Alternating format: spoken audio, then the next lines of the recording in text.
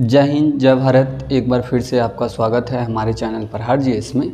पिछले क्लास में हम लोग 7वीं पंचवर्षीय योजना और 8वीं पंचवर्षीय योजना पर बात कर चुके हैं। लगभग वहाँ से हमारा जितना भी ऑब्जेक्टिव से सवाल पूछा जाता है उन सारे टॉपिक्स पर हमने बात की है।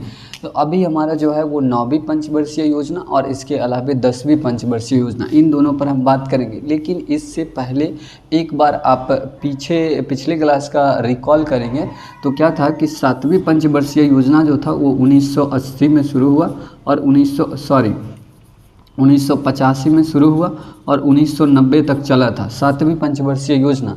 लेकिन इसके बाद 2 साल का गैप हुआ। दरअसल बात क्या हुआ कि जब 8वीं पंचवर्षीय योजना आने वाला था तो इस बीच कांग्रेस की सरकार जो थी वो सत्ता में नहीं आई और जनता पार्टी की सरकार आ गई, जिसके कारण 2 साल का लेट हो गया। राजनीतिक अस्थिरता के कारण 2 साल लेट हो गया और इस लेट के बाद जो है 8वीं पंचवर्षीय योजना 1992 में शुरू हुई और 1997 तक चली।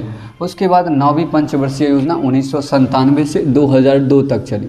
दरअसल बात कहने का मतलब यह है कि जब आप 8वीं के बाद 9वीं, 10वीं, 11वीं और 12वीं पंचवर्षीय योजना को पढ़ते हैं तो इसके मेन उद्देश्य से सवाल बहुत कम पूछा जाता है। मेन है इसके जो डेट्स हैं, कब से कब तक चली, उससे मिलान करने के लिए सवाल पूछ लिया जाता है, क्योंकि इसका मेन उद्देश्य जो है वो कहीं ना कहीं आपस में कुछ ना कुछ पॉइंट्स मिलता जुलता पॉइंट्स है। जो काम 9वीं में हुआ वही काम 10वीं में, 11वीं में और 12वीं में भी फोकस किया गया।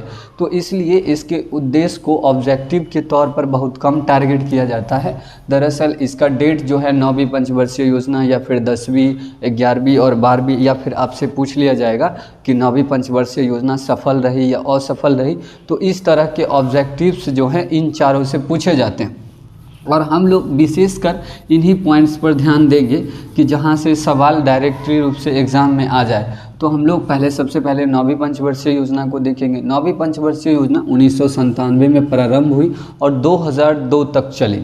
5 साल की योजना थी, 5 साल तक चली, 1997 से 2002। उसके बाद इसका मेन उद्देश्य, पहला उद्देश्य था न्यायपूर्ण वितरण और समानता के साथ विकास करना। दरअसल कहने का मतलब है कि सरकार के द्वारा लोगों के लिए जो सुविधा उपलब्ध कराई जाएगी, समाज के सभी वर्गों के लोगों के बीच न्यायपूर्ण वितरण यानी कि समान रूप से डिस्ट्रीब्यूशन हो और समानता के साथ।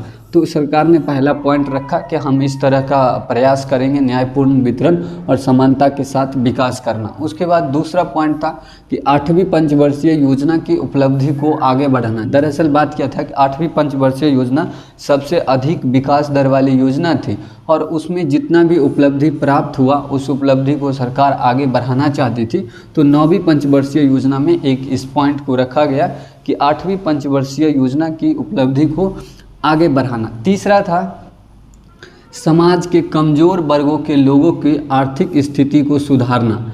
कमज़ोर वर्ग के जो लोग थे, जिनकी आमदनी बहुत कम थी, जिनकी बुनियादी आवश्यकताओं जो अपनी बुनियादी आवश्यकताओं को खुद पूरा नहीं कर सकते थे, वैसे लोगों की आर्थिक स्थिति को सरकार सुधारने का प्रयास करना चाहती थी। उसके बाद चौथा और लास्ट पॉइंट जो है वो है पंचायती राज संस्थाओं में सहकारिता तथा लोक भागीदारी को बढ़ावा देना। यानी कि अपने यहाँ क्या है, त्रिस्तरीय पंचायत की व्यवस्था है। केंद्र स्तर पर सरकार है, उसके बाद राज्य स्तर पर सरकार है और फिर पंचायत स्तर पर। तो सरकार ने क्या किया, जो पंचायत स्तर की सरकारें हैं उसमें लोक भागीदारी को बढ़ावा देना, यानी कि लोगों को अधिक से अधिक जागरूक करने का प्रयास करना और इसमें लोगों को जोड़ने का प्रयास करना चाहती थी। और यही है पंचायती राज संस्थाओं में सहकारिता तथा लोक भागीदारी को बढ़ावा देना। अब पंचायती राज संस्थाओं से ध्यान में रखेंगे कि इसको सरकारी मान्यता यानी कानूनी मान्यता जो प्राप्त हुआ वो 73वां संविधान संशोधन 1992 में कानूनी मान्यता प्राप्त हुआ और ये सबसे पहले राजस्थान के नागौर जिले में लागू हुआ था पंचायती राज व्यवस्था, उसके बाद आंध्र प्रदेश में। तो इन दोनों पॉइंट को याद रखें। हालांकि ये सारे पॉइंट्स पॉलिटी में पढ़ना ही है, लेकिन अभी फ़िलहाल 73वां संविधान संशोधन और 1992 के डेट को आप याद रखिएगा। इसके बाद है अगला पॉइंट, आत्मनिर्भरता प्राप्त करने के लिए ठोस प्रयास करना। दरअसल बात क्या है कि सरकार कई क्षेत्र में आत्मनिर्भरता प्राप्त करना चाहती थी, जैसे रोजगार के क्षेत्र में या फिर उद्योग के क्षेत्र में। हर सेक्टर में सरकार ने आत्मनिर्भरता प्राप्त करने के लिए ठोस प्रयास करने का प्रोविज़न रखा। इसके अलावा यह योजना जो थी असफल हो गई। आप इस पॉइंट को, लास्ट वाले पॉइंट को याद रखेंगे कि 9वीं पंचवर्षीय योजना असफल हुई। दरअसल इसका कारण था कि विश्व स्तरीय मंदी हो जाने के कारण 9वीं पंचवर्षीय योजना जो थी असफल, पूरे वर्ल्ड लेवल पर मंदी आ गई थी। मंदी आ जाने के कारण किसी भी देश के साथ किसी भी देश का व्यापार अच्छा नहीं था, जिसके कारण मंदी आ गई, और मंदी आ जाने के कारण सरकार का टैक्स कम हो गया और यह पंचवर्षीय योजना जो थी वह असफल हो गई। उसके बाद 9वीं के बाद हमारा है 10वीं पंचवर्षीय योजना। 10वीं पंचवर्षीय योजना में आप डेट को ध्यान में रखेंगे। हमेशा से हम कहते आ रहे हैं कि 8वीं के बाद जो भी पंचवर्षीय योजना है, 8वीं और 8वीं के बाद 8वीं पंचवर्षीय योजना 1992 से 1997 और उसके बाद 9वीं पंचवर्षीय योजना 1997 से 2002 और उसके बाद 10वीं पंचवर्षीय योजना 2002 से 2007। तो इस तरह से आप डेट को याद रखेंगे। ये क्या है कि मिलान करने के लिए पूछ लिया जाता है। इस साइड लिख देगा 8वीं पंचवर्षीय, 9वीं, 10वीं और आपस में इसको मिलान कीजिए और इस तरह से आपका सवाल बनेगा। और मेन यही सवाल 9वीं, 10वीं और 11वीं, 12वीं पंचवर्षीय योजना से पूछा जाता है। तो आइए हम लोग एक बार 10वीं पंचवर्षीय योजना को देख ले। 10वीं पंचवर्षीय योजना जो चली, ये चली 2002 से 2007 तक, 5 साल। इसमें विशेषकर ऊर्जा, रोजगार इत्यादि को मुख्य रूप से प्राथमिकता देने की बात कही गई। हालांकि ऊर्जा जो क्या है, ऊर्जा की बात पिछले कई पंचवर्षीय योजना में सरकार कर चुकी है, 5वीं में भी, 6ठी में भी। तो ये मेन क्या है कि ये कॉमन चीज़ है नहीं, इकलौता चीज़ है नहीं कि सवाल ऑब्जेक्टिव इसका बन सके। अगर इसका मेन ऑब्जेक्टिव बनाया जाएगा तो आंसर कई सारे हो जाएंगे। तो इसलिए इस पर ज़्यादा टारगेट नहीं किया जाता है। ये फर्स्ट आंसर राइटिंग के काम में आता है। जब आंसर राइटिंग यानी कि पीटी के बाद मेंस का एग्ज़ाम देते हैं तो आंसर राइटिंग में इस तरह की चीज़ें पूछी जाती हैं। तो सबसे पहला पॉइंट है ऊर्जा, रोजगार इत्यादि को मुख्य रूप से प्राथमिकता देना। उसके बाद दूसरा, देश में गरीबी और बेरोजगारी को समाप्त करना। पिछले वीडियो में भी आप देख चुके होंगे, 5वीं पंचवर्षीय योजना में भी गरीबी पर सरकार फोकस की थी, 6ठी में भी की थी और यहाँ भी कर रही है। तो क्या है कि देश में गरीबी और बेरोजगारी को समाप्त करना, गरीबी का चैप्टर भी हम आपको पूरा बता चुके हैं। तो एक बार आप पिछला क्लास का रिवाइज कीजिए तो गरीबी के बारे में पता चल जाएगा। इसके अलावा हम बेरोजगारी पर भी बात कर चुके हैं। तीसरा पॉइंट, जो मेन पॉइंट है 10वीं पंचवर्षीय योजना का, सरकार ने क्या किया, शिशु मृत्यु दर और मातृ मृत्यु दर को कम करना। मातृ मृत्यु दर यानी कि प्रसव के समय मरने वाले स्त्री की संख्या को मातृ मृत्यु दर कहते हैं। इसको सरकार कम करने का प्रोविज़न रखी। और दूसरा, शिशु मृत्यु दर यानी कि बच्चों में होने वाली मृत्यु दर, 0 से 1 साल के बच्चों के बीच जो मृत्यु की संख्या थी उसको शिशु मृत्यु दर कहते हैं। सरकार इसको कम करने का प्रोविज़न रखा। इसके अलावे वन और वृक्षों के क्षेत्रफल में वृद्धि करना। तो अब मेन पॉइंट इसमें क्या है कि इससे सवाल शिशु मृत्यु दर और मातृत्व मृत्यु दर, हमको 2 मेन पॉइंट मिले और इससे सवाल भी पूछे जाते हैं। सवाल पूछा जाएगा कि शिशु मृत्यु दर कितने बच्चों पर निकाला जाता है, तो वो होता है 1000 पर शिशु मृत्यु दर निकाला जाता है, जबकि 1 लाख पर मातृत्व मृत्यु दर। तो हमने जस्ट इसके बाद शिशु मृत्यु दर इस साइड और मातृत्व मृत्यु दर के बारे में थोड़ा सा इसका डिफिनेशन लिखने का प्रयास किया है। तो एक बार देख लीजिए, MMR इसको कहते हैं मातृत्व मृत्यु दर, इंग्लिश में कहते हैं मैटरनल मोर्टेलिटी रेशियो, इसको हिंदी में कहते हैं मातृत्व मृत्यु दर। इसका मेन परिभाषा क्या है कि प्रति 1 लाख जीवित बच्चों के जन्म पर होने वाले माताओं की मृत्यु को MMR कहा जाता है। प्रति 1 लाख बच्चों के जन्म पर होने वाले माताओं की मृत्यु को MMR कहा जाता है। दरअसल बात क्या है कि इससे मात्र एक ही सवाल पूछा जाता है कि MMR कितना पर निकाला जाता है। तो MMR 1 लाख पर निकाला जाता है। आप इसको याद रखिएगा कि MMR 1 लाख पर निकाला जाता है। दूसरा है IMF, इसको कहते हैं infant mortality rate. Infant mortality rate Hindi में कहते हैं शिशु मृत्यु दर। शिशु मृत्यु दर में क्या है कि 0 से 1 वर्ष, पहला जन्म दिवस को मानकर चलते हैं, 0 से 1 वर्ष पर 1000 जीवित जन्म पर मरने वाले संख्या को IMF कहते हैं। तो दूसरा सवाल आपसे पूछा जाएगा कि शिशु मृत्यु दर जो है वह कितना पर निकाला जाता है, तो 1000 पर निकाला जाता है। 1000 जीवित जन्म पर मरने वाले बच्चों की संख्या को शिशु मृत्यु दर कहते हैं। तो आप इस दोनों पॉइंट को भी याद रखेंगे, यहाँ से भी एक एक सवाल पूछ लिया जाता है। और दूसरा आपसे MMR का फुल फॉर्म पूछ लेगा और IMF का फुल फॉर्म। तो टोटल 4 सवाल यहाँ से हैं और इसी में से चारों में से कोई ना कोई एक पूछा जाता है। इसके अलावा आपसे दूसरा कोई सवाल नहीं आता है इससे MMR और या फिर IMF से।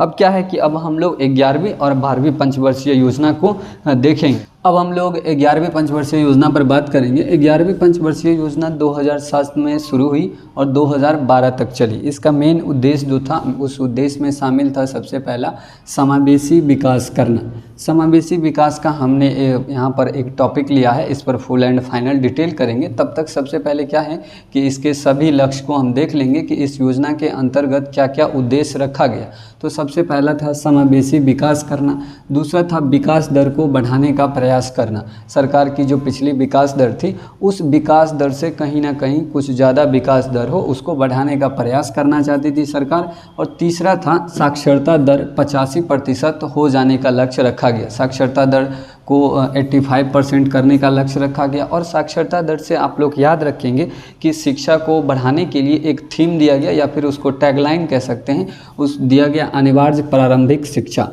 शिक्षा का एक विषय दिया गया अनिवार्य प्रारंभिक शिक्षा, इसको याद रखेंगे। यही सवाल जो है पूछा जाता है कि अनिवार्य प्रारंभिक शिक्षा ये थीम किस पंचवर्षीय योजना के दौरान दिया गया था, तो वो 11वीं पंचवर्षीय योजना के दौरान दिया गया। 11वीं पंचवर्षीय योजना के दौरान इस तरह की थीम अनिवार्य प्रारंभिक शिक्षा को दिया गया। उसके बाद चौथा पॉइंट है गरीबी के अनुपात में 10% कमी करने का लक्ष्य रखा गया। और सबसे लास्ट है वन एवं वृक्षों के क्षेत्रफल में 5% कमी करने का लक्ष्य रखा गया इस 11वीं पंचवर्षीय योजना के दौरान, जो 2007 से 2012 तक चली थी। अब इस योजना में एक पॉइंट वैसा है कि जिसको समझना बहुत ज़रूरी है। सबसे पहला पॉइंट समावेशी विकास करना, तो हमने उसके जस्ट बाद समावेशी विकास को टॉपिक में लिया है। एक बार इसको देखिए, समावेशी विकास या फिर वित्तीय समावेशन क्या होता है कि समाज के प्रत्येक वर्गों के लोगों को देश के आर्थिक स्थिति के साथ जोड़कर उसको वित्तीय सहायता उपलब्ध कराना समावेशी विकास या फिर वित्तीय समावेशन कहलाता है। दरअसल देश के लोगों को देश की आर्थिक स्थिति के साथ जोड़ने का बस एक ही जरिया है कि अगर बैंक के साथ सभी लोगों को जोड़ दिया जाए, सभी लोगों का अकाउंट जो है बैंक में खुलवा दिया जाए, तो सभी लोग क्या होंगे, देश के आर्थिक स्थिति के साथ कहीं ना कहीं कनेक्ट हो जाएंगे। और जब बैंक के साथ कनेक्ट हो जाएंगे तो इनको कुटीर उद्योग चलाने के लिए सरकार के द्वारा वित्तीय राशि जो है, वित्तीय सहायता जो है डायरेक्ट रूप से इनके अकाउंट में डाल दिया जाएगा। तो इसी को कहते हैं वित्तीय समावेशन करना। अब जब इनके अकाउंट में डाला जाएगा डायरेक्ट रूप से, तो बीच में किसी बिचौलिए का काम नहीं होगा और इनका पूरा पैसा जो है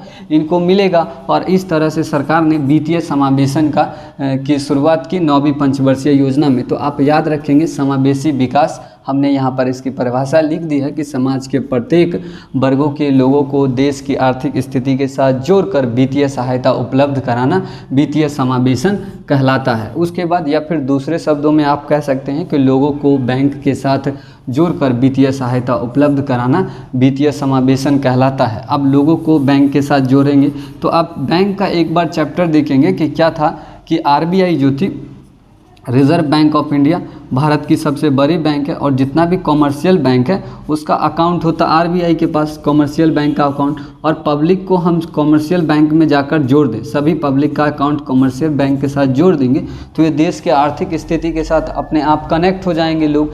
दरअसल कहने का मतलब है कि अपना जितना भी लेन देन सब होगा वो बैंक के माध्यम से करने लगेंगे और सरकार के पास इसका पूरा लेखा जोखा होगा। सरकार को किसी तरह की कालाबाजारी को रोकने में मदद मिलेगी या फिर सरकार को लोगों के पास जो वित्तीय सहायता पहुंचाना है वो डायरेक्ट रूप से पहुंचा सकेगी। तो इसलिए सरकार ने क्या किया, समावेशी विकास पर फोकस किया 11वीं पंचवर्षीय योजना में। ये मेन पॉइंट था, आप इसको याद रखेंगे कि 11वीं पंचवर्षीय योजना के दौरान समावेशी विकास पर फोकस किया गया। इसके बाद 12वीं पंचवर्षीय योजना, 12वीं पंचवर्षीय योजना से पहले एक छोटा सा पॉइंट है कि वित्तीय समावेशन से संबंधित समिति थी नचिकेत मोड़ समिति। ये समिति क्या करती थी, समावेशन से संबंधित रिपोर्ट लाकर सरकार को देती थी और सरकार उस पर काम करती थी। तो ये नचिकेत मोड़ समिति को आप याद रखेंगे कि वित्तीय समावेशन से संबंधित समिति थी नचिकेत मोड़ समिति।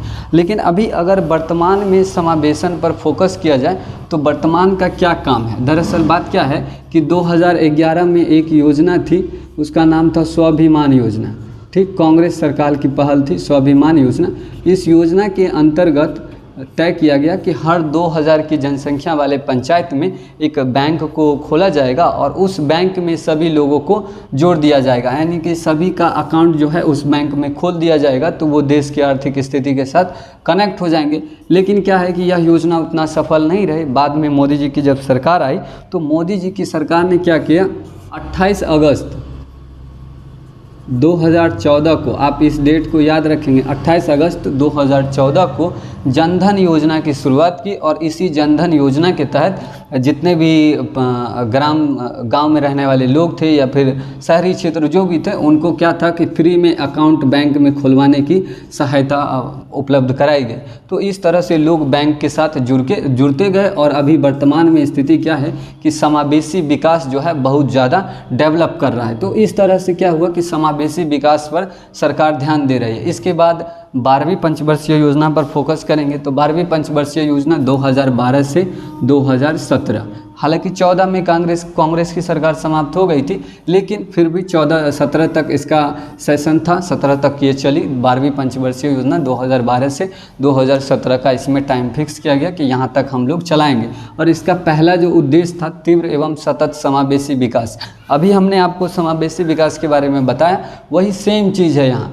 पहले समावेशी विकास पर सरकार फोकस की थी, लेकिन 12वीं पंचवर्षीय योजना में इन्होंने प्लान बनाया कि हम लोग बहुत स्पीड से सतत और समावेशी विकास पर काम करेंगे। तो पहला पॉइंट है तीव्र एवं सतत समावेशी विकास करना। दूसरा, वार्षिक वृद्धि दर 8% हो जाने का लक्ष्य रखा गया। और तीसरा है 0 से 6 वर्ष के बच्चों, यानी कि जो बच्चा छोटा है, जो जन्म लिया है और उसकी आयु 6 वर्ष तक में, यानी कि 0 से 6 वर्ष तक के बच्चों का बाल लिंगानुपात 950 करने का लक्ष्य रखा गया कि यानी कि बाल लिंगानुपात मेल एंड फीमेल के बीच 950 का आंकड़ा होगा। उसके बाद 950 कहने का मतलब है कि 950 फीमेल और 1000 मेल, यानी कि ये आंकड़ा सरकार जो थी इस आंकड़ा को फिक्स करना चाहती थी कि हम बाल लिंगानुपात जो है इतना तक लाएंगे, 950 करने का लक्ष्य रखा। उसके बाद चौथा, जनसंख्या को कंट्रोल करने के लिए सरकार ने प्रजनन दर को घटाकर 2.1% करने का लक्ष्य रखा। और सबसे लास्ट पॉइंट है कि इस योजना के 12वीं पंचवर्षीय योजना, यही सवाल पूछा भी जाता है 12वीं पंचवर्षीय योजना से कि 12वीं पंचवर्षीय योजना के अंतर्गत सब्सिडी और कल्याणकारी भुगतान को डीबीटी के अंतर्गत लाने का प्रयास किया गया। डीबीटी कहने का मतलब है डायरेक्ट बेनिफिट ट्रांसफ़र, यानी कि समावेशी विकास के जरिए जो लोगों का बैंक में अकाउंट खुलवाया जा रहा था उस अकाउंट में डायरेक्ट रूप से डीबीटी के माध्यम से, डायरेक्ट बेनिफिट के माध्यम से, या फिर सब्सिडी का पैसा भेजना हो या फिर सरकार किसी योजना के अंतर्गत लोगों को कुछ सुविधा उपलब्ध कराना चाहती है तो वो मनी डायरेक्ट रूप से डीबीटी के माध्यम से लोगों के अकाउंट में चला जाए। तो इसकी शुरुआत की गई 12वीं पंचवर्षीय योजना के दौरान, डीबीटी डायरेक्ट बेनिफिट ट्रांसफ़र, इसको आप याद रखेंगे। अब क्या है कि हमारा यहाँ तक का जो भी था पंचवर्षीय योजना का वो हमारा सेशन समाप्त हो गया। अगले वीडियो में हम लोग इंटरनेशनल मार्केट पे बात करेंगे, यानी कि अर्थव्यवस्था को, इंटरनेशनल अर्थशास्त्र को विश्व स्तर पर जोड़कर, और तब देखेंगे। दरअसल विश्व स्तर पर कहने का मतलब है कि हमारा जो अगला इंटरनेशनल मार्केट का क्लास आएगा उसमें IMF,